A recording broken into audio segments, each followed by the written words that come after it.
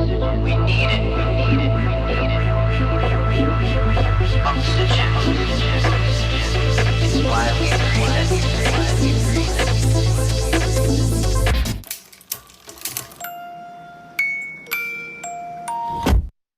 Hey everyone, welcome back to another episode of Small Biz Stories. You know me, your host, Dr. LL, and every week we bring all kinds of exciting guests.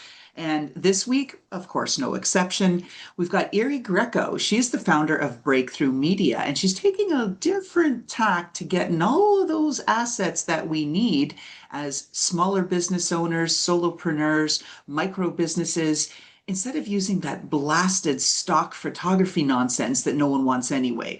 Iri, welcome to the show. Hi, thank you so much for having me. I'm super happy to be here. Well, I love giving everyone the visual experience because many of our listeners, they dial in through just iHeartRadio, Spotify, whatever it is, and they don't have the full visual YouTube experience. I'm looking at the most lovely backdrop behind you, and your home is wonderful. And I'd like you to share with folks, whatever you're comfortable sharing, a little bit about the room you're in and who you are and how you look so they can kind of get a sense of, okay, who's talking? Absolutely. So I'm Iri Greco, and I live in New York. I'm a born and bred New Yorker. I grew up in Brooklyn and Queens, but I did recently move to Long Island so we could have a little more space and a stairway, which is definitely a luxury. I have been a photographer and video producer for going on like 20 years now. And my company, Breakthrough Media, is me and my business partner, Jim Fryer. And we've been working together for 16 years. So that is, for us, like we've survived the big recession of 2009, and we've survived COVID and you name it. So that's awesome. And he actually lives in Denver, Colorado. So we do quite a bit of traveling, but we do a lot of local shoots in New York City and the tri-state area, and then also out west. And we've worked extensively in Europe in the past. And our favorite thing is really to work with small and medium brands that have a very authentic voice and want to create content that just feels organic, real, and very approachable. So our style has been very much like not overproduced, not overstaged. We work with a lot of real people and not so much models. And that really lends itself to the quality of work that we enjoy doing.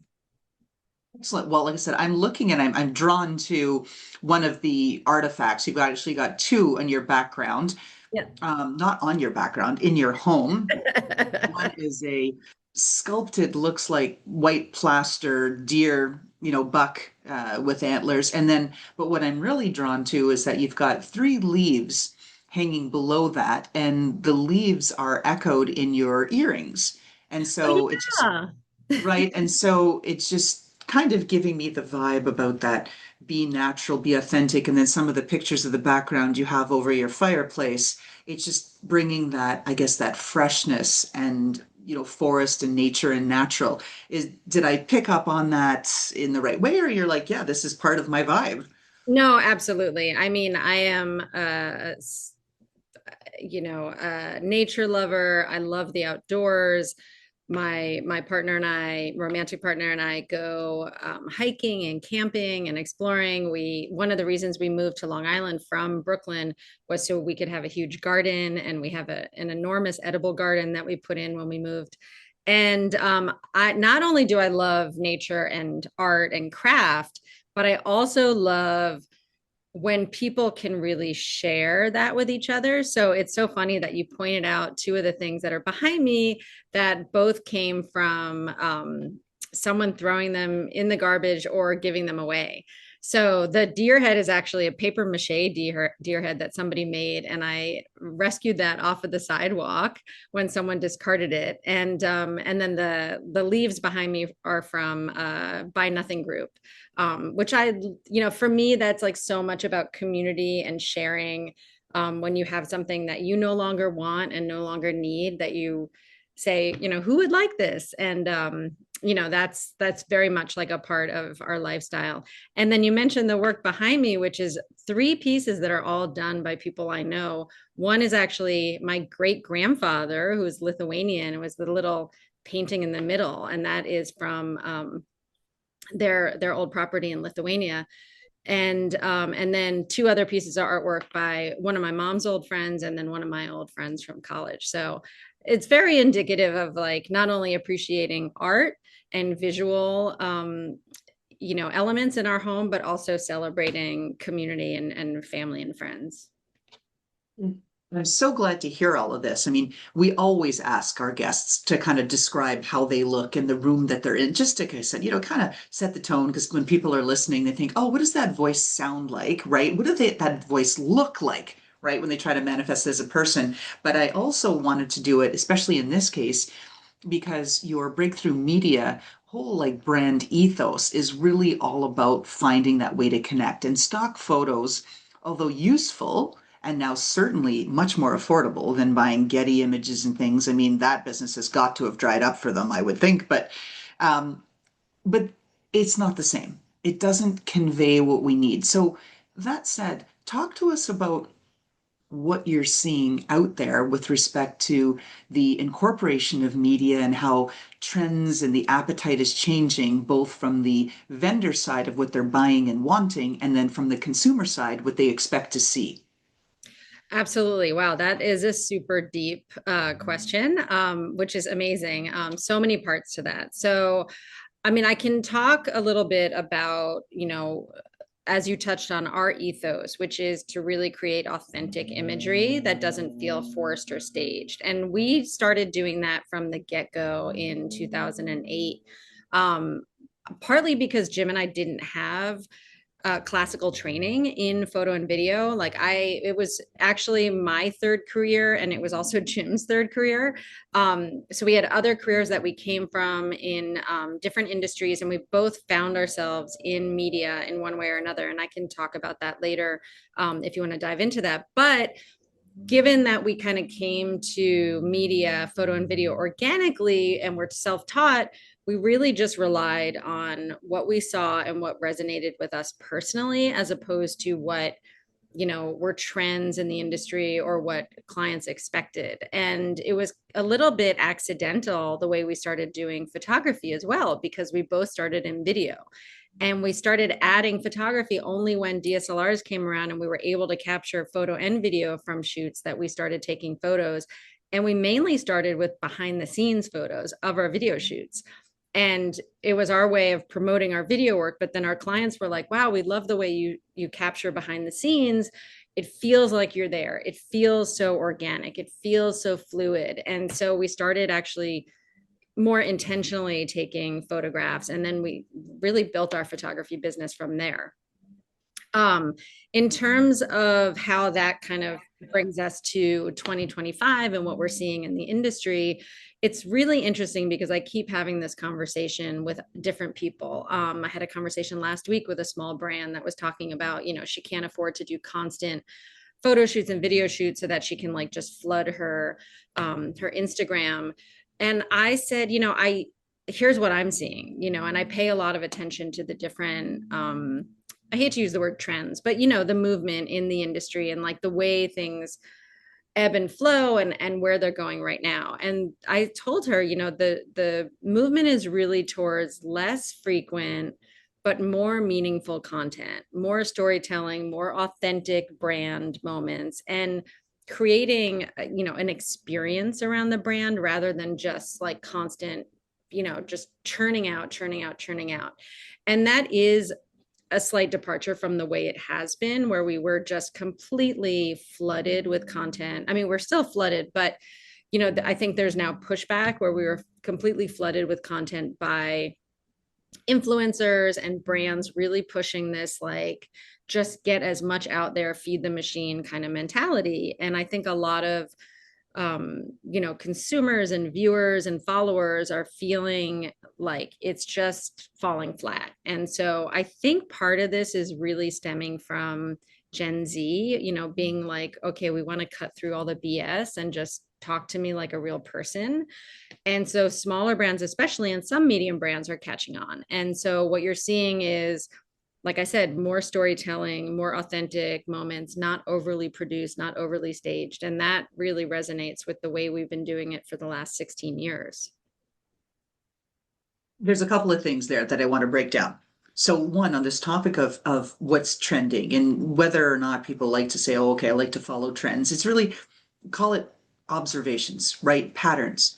And for the last year or two, I've also noticed, like everybody else, that our social media feeds are inundated because we've had the advent of all of these AI-based tools that make scheduling a snap, or Canva and all these wonderful things. Oh, it's easy to create. Here's 2,000 templates. Just change the colors. Right click one button, boom, and all the colors change, and your brand's all matchy matchy. And you can just boom, boom, boom, boom, boom, right? Push all this stuff out. But what I've seen happening is that there's also on the other side all of the ad blockers and things like this that allow us to be more selective about what's coming into our feeds, right? Those blasted algorithms, right? That are just constantly hitting us. And so, where I'm going with this is that people really want to find out who is behind the brand. I've made that mistake myself. I've had too much imagery out there, not enough like Laura Lynn and our team and people. And so we're shifting to that because that's what separates us from the AI. The AI can barf out anything we want as frequently as we want, but people aren't connecting with it. And so I really like the path that you're on here. But to the point about your small business owner saying, yeah, I can't afford to keep up with all of this sort of stuff. What's a micro business owner or entrepreneur or small business owner to do? You can't do a photo shoot every month. How do we do this? How do we get around this conundrum? Well, there's a few different ways. I mean, being more selective about the photo and video shoots that you do, and really coming up with something that speaks to your brand ideology and the experience of your brand. I think that that word is really interesting because we've been using that word with our clients for 15 years, but all of a sudden it's actually catching on where people go, okay, it's not just advertising and pushing, what, we want to sell, but it's experience. And one of the, we've been lucky enough to have some clients in the past, and ongoing, that really did embody that concept. And I think that that helped shape our perspective of that as well. And so I credit, them for that, really being at the forefront of that. The other thing is, we often will tell our clients how they can produce their own content, and it doesn't have to be the super polished content that we create for them. And when I say polished, actual, professionals creating the content, but it can be more authentic stuff that they do themselves. And so a lot of times we'll give clients ideas of what they can do in between, adding little, behind the scenes and tidbits of things that they're doing on their own. And this one company that I was talking to last week, that was one of the things I said to her, like, I'd love to work with her and her brand. She's a very small business. And I really like what she's doing. And I said, you're already doing a lot of it. Just keep up going in that direction. And then, if we can work with you on an ongoing basis, once every month or 2 months, that's great. We can fill in the blanks. I think also coming up with a strategy, like, I think a lot of small brands understand that you can tell a lot of stories without actually producing original content. What's really interesting is, I think it's Beyond Meat, that is on, I follow them on Threads, and I mean, I don't know who's running that account, but it's brilliant because they are hilariously engaging just with their thread posts. And it's not pictures of the product. It's not even about the product. It's just completely off the cuff, either comedic riffs or weird little sayings. And it's so engaging. And I just keep thinking, oh yeah, I forget about that. Like, you can engage as a brand without just being like, this is us, this is what we're doing, and find a way to create more personality in that respect. So I think that's a really good thing to keep in mind. I mean, obviously I'm a photographer and video producer, So I want people to hire me for that. But I also think there's a lot that goes into it. It's not just, the final photos and videos. You have to also have a voice. And talk to us about how you advise clients who don't want to be in front of the camera. They're like, yeah, you can do the behind the scenes, but I don't want to be on camera. But in this era, don't we all have to be? Well, I'll tell you one thing that I always tell clients, no matter how big or small, and this happens generally when we're doing things like headshots or we have to do interviews. Um, the more relaxed you are, the more comfortable you are, the more authentic you're going to be. So if you are in a situation where a client or a brand feels like deeply uncomfortable about being on camera, don't force it, because it's not going to come out good anyway.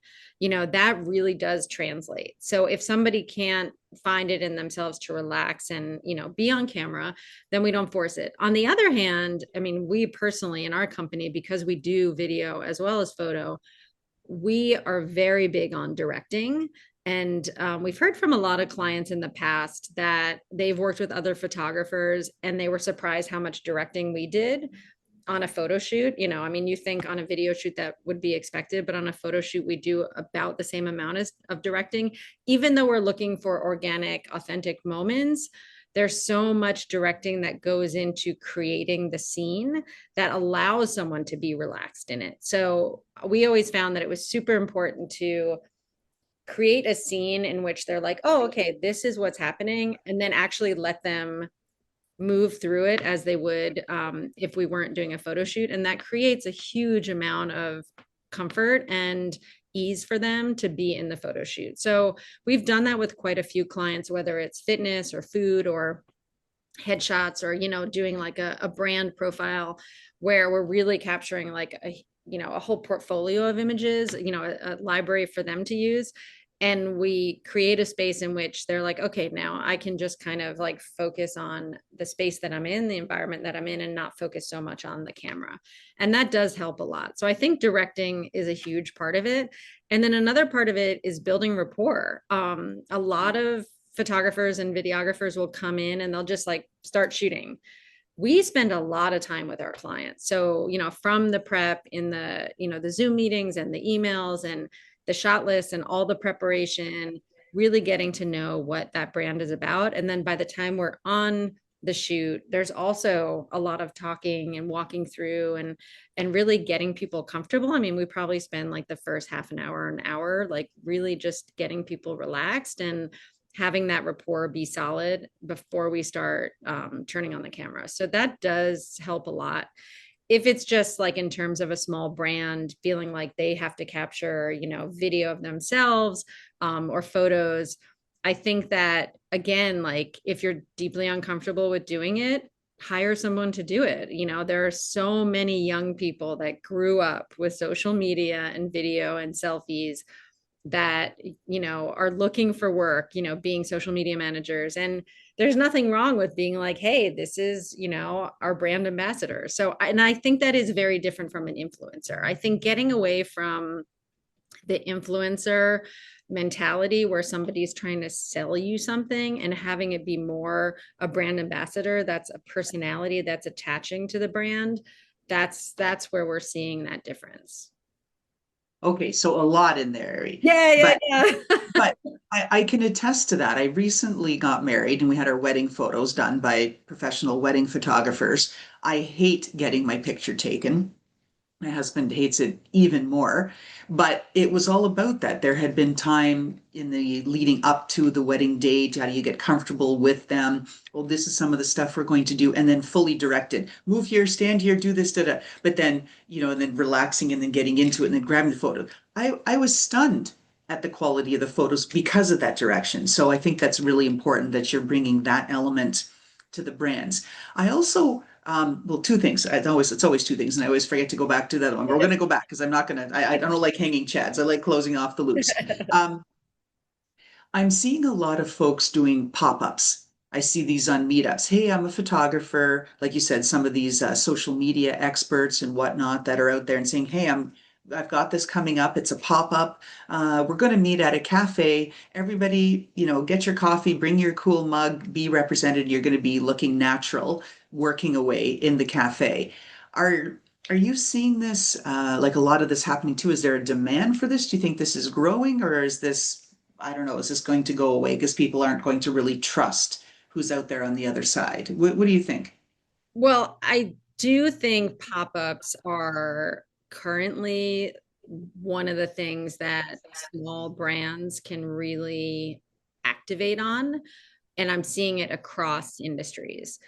So from a like social media pop-up to a food and cocktail pop-up to an art, and I recently saw something for like a drawing, like um still life model drawing and cocktails pop up. I'm seeing all these different interactive pop-ups that relate to food and hospitality, art and craft, DIY, activities like, sport and active and fitness and meditation. And so this is a real thing right now. It's been around for a long time, but it has been growing significantly. And the conversations that I've been having with other people in sort of lateral industries, in different areas of media like writing and PR and marketing and you name it, they're all echoing the same thing, that we are flooded with visual and intellectual stimulation 24/7 on all of our devices and billboards and ads and everything, right? And one of the things that people are really missing is in person, in real life connection. And so pop-ups are gaining traction because people want to be with other people in person. I mean, Zoom and Google Meet and all of these things are incredible technologies that have, created opportunities for people all over the world in different aspects, whether it's social and business or whatnot.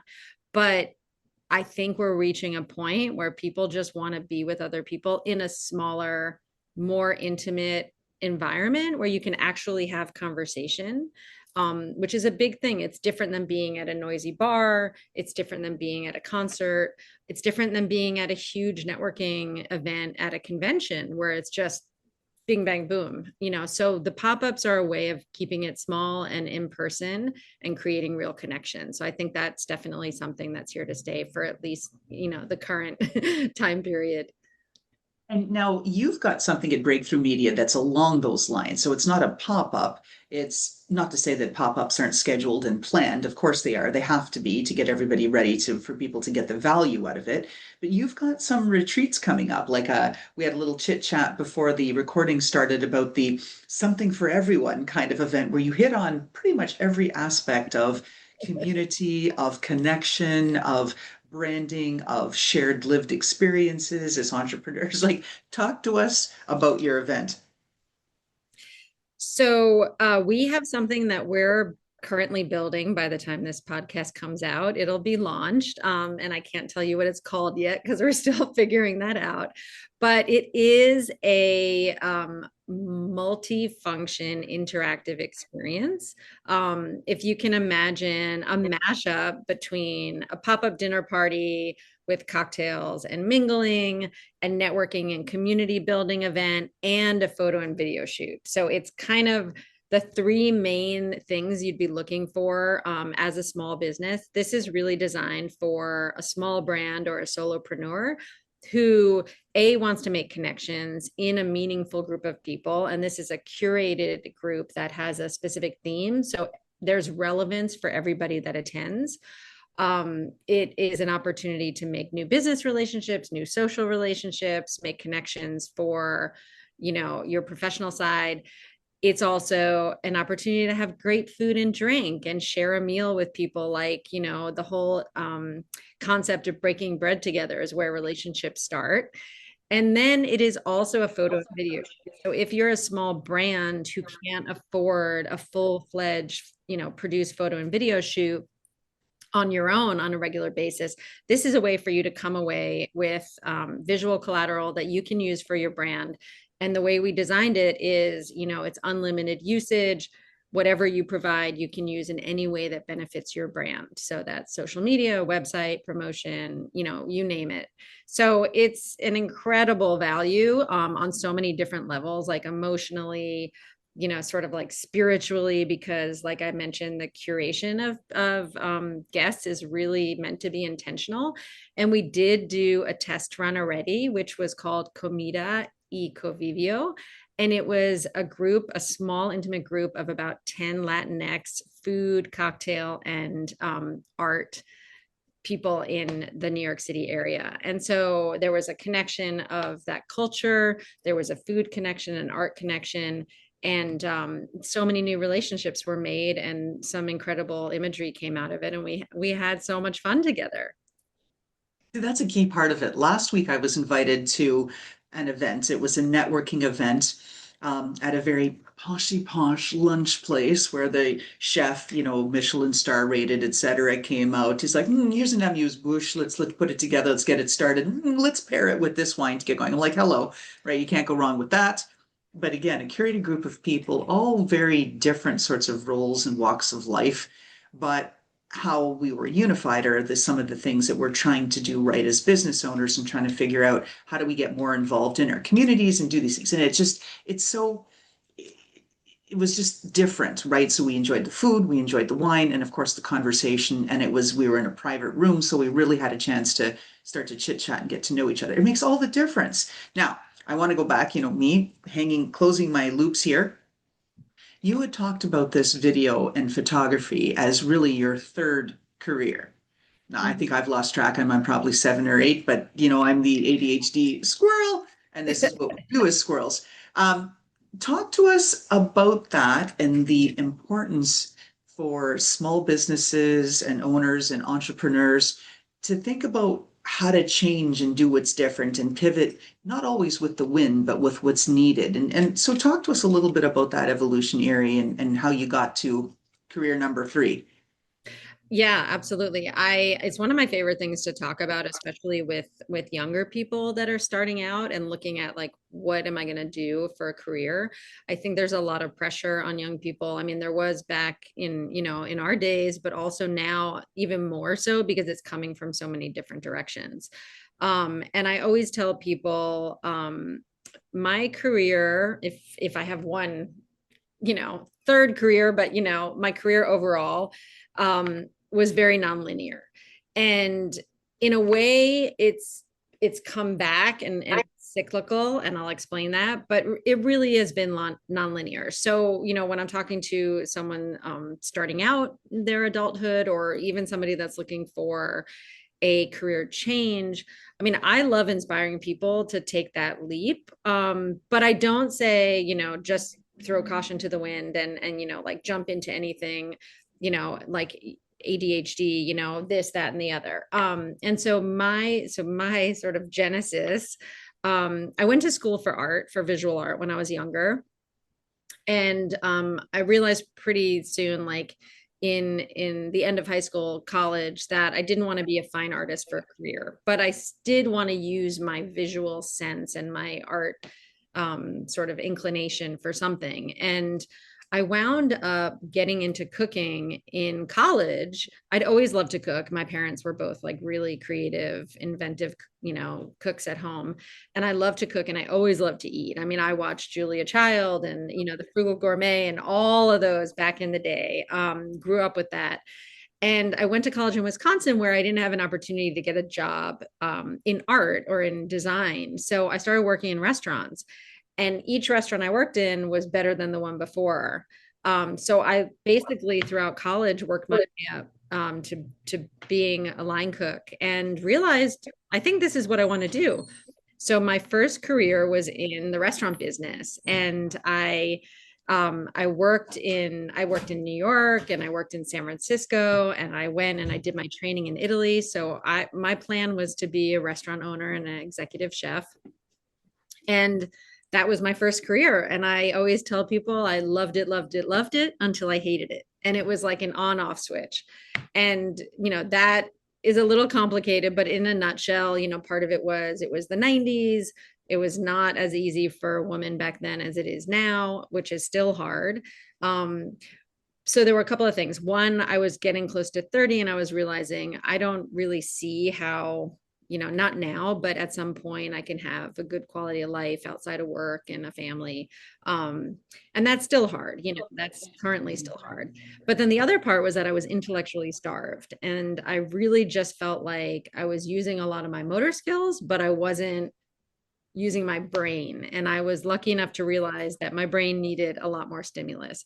And I wound up through various channels and all these different things that I tried. I wound up in food media. So my second career was working in TV and print, and I did food styling for, I don't know, 7 or 8 years. Worked at the Food Network, Martha Stewart, styled segments on the morning shows. And that was great and exciting, but I knew it wasn't it, and so I was still on this nonlinear journey of trying to figure out where it was. And, and for me, it was like I took my time at each place until I found the next thing. And then I got an opportunity to start producing, culinary producing when I was still at Food Network. And that's when I was like, this is where the brain comes in, because producing is so challenging and it's all about connections and strategizing and seeing the big picture and the details. And that's where things started to click. And then I moved into producing video. Jim and I met in 2009 on a project that brought us together separately.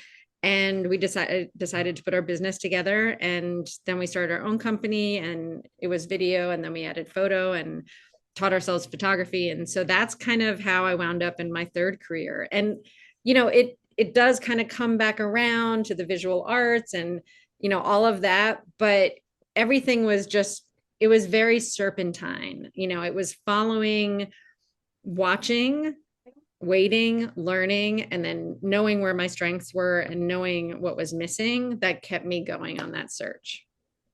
So it wasn't anywhere near as squirrely as made out to be. I see actually all of the connectivity that's with that. So, all right. So I appreciate you answering that. We're coming near to the end of our show. So what can people look forward to from Breakthrough Media with respect to these upcoming retreats? Okay, you don't have a name yet. We're going to call it something for everyone, right? These events. Talk to us about what's coming ahead and where people can find you or how they get in touch with you.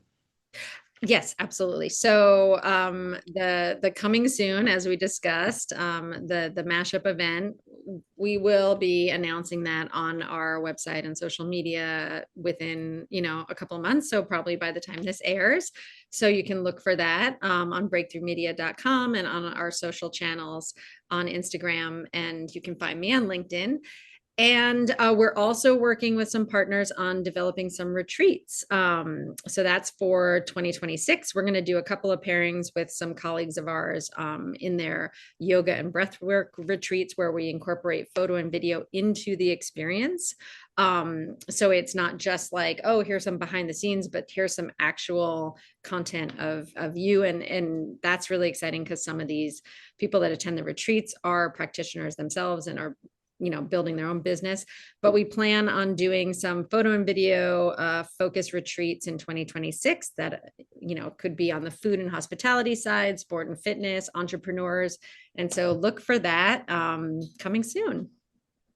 Excellent. All right. So our signature question, this is the most important question we ask at this whole Small Biz Stories podcast, I tell you. So Iri, if we got a chance to look into your, looks like meticulously designed home, and we got to peek into your closet, is there a pair of footwear, shoes, boots, something, or an accessory, something that personifies who you, Iri Greco, are? And whenever you wear that thing, you're like, this is me, this is my brand. Like, bring it all home for us in this whole podcast. What are we looking at? Well, I have two of those items, and they're both shirts. So one is a sweater that my grandmother made back in the 80s, and it has a triangle neckline. And it was my mom. She had made it for my mom, and then I inherited it. So hand-me-downs are very much like a part of how I grew up. And my grandmother is still alive. She's currently 95. Actually, no, Wow. 96. She can't knit anymore because she's got arthritis. But it does really, that resonates so much with who I am and who my brand is. And then the other one is a shirt also hand-me-down from my mom, who an old neighbor of ours when I was a little kid, she actually handmade the shirt. And then she gave it to my mom. And then she also brought me a little doll from Eastern Europe where she was from that I think my mom still has. And so every time I wear that shirt, I think of my mom and my old neighbor who was an immigrant. And those are both like very true to, what I value in terms of relationships and community and friendships and generosity, hand-me-downs, keeping things, sacred, and also having things that remind you of people that you really care about. Oh, that's so beautiful. And I love that. And I'm going to share with the audience that Iri was also proactive about it. Like when people do something that's intentional, I really do appreciate it. Iri looked at our brand color Steeris. It's kind of this darky navy, midnighty blue, and this limey chartreusey sort of green. And she wore a shirt. She's like, "Oh, I want it to be on, on point for your brand." And I'm like, "Wow, what's that?" So big heart, big thank you to Iri Greco, Brakethrough Media. We really appreciate you being on the show. Thank you so much, Laurelyn, for having me. And I can't wait to see more of your programming. Stay tuned. Thanks. And how about that fantastic intro by Touch Circle?